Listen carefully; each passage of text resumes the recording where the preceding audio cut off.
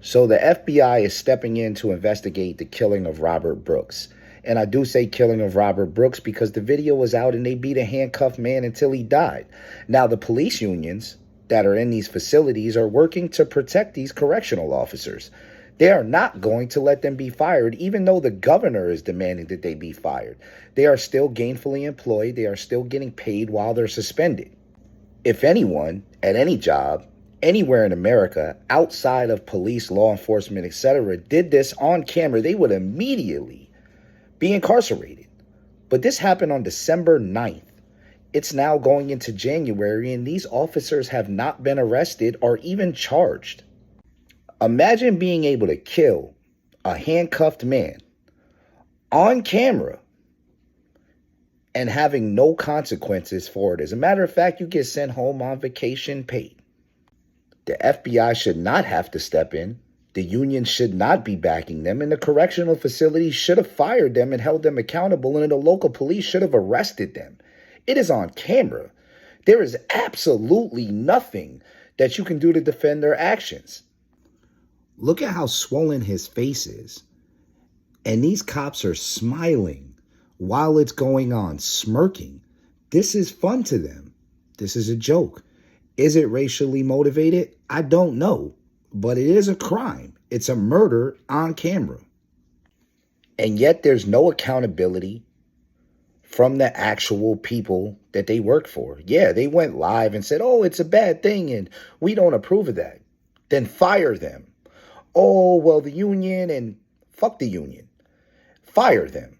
And if the union says anything about them, bring it to arbitration. Because I promise you, there is no arbitrator in the world that's going to stand behind those COs after what was on camera right there. This is a joke at this point. This is an actual joke.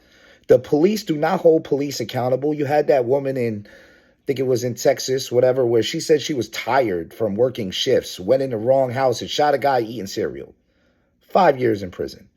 If any one of us did that, we would be facing mandatory life in prison. Being tired from your job does not allow you to go into the wrong apartment and shoot a man eating cereal. Going and beating a man on camera until he dies while he is handcuffed, and you're still not arrested. Every one of these cops should go to jail for a long time. You just murdered somebody on camera. But the reality of the situation is the FBI had to step in. And this is why the riots happen. Because people feel unheard. Because police are not policing the police.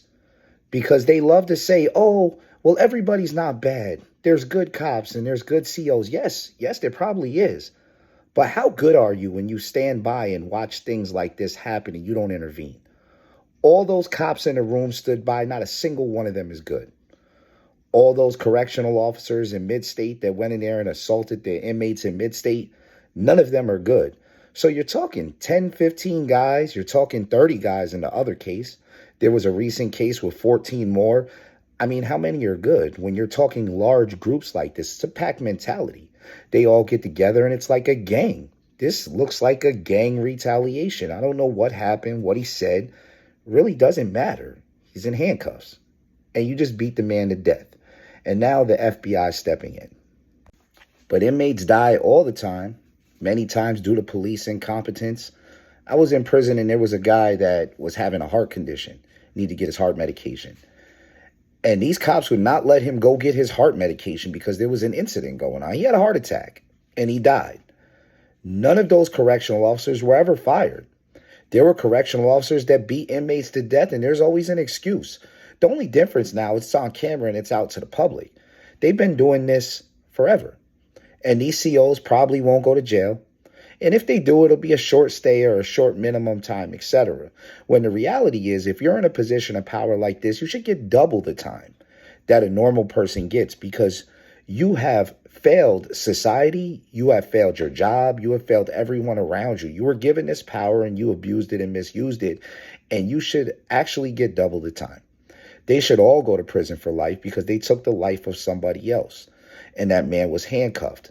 But even with the FBI involved, even with everybody seeing it, they're probably not going to jail.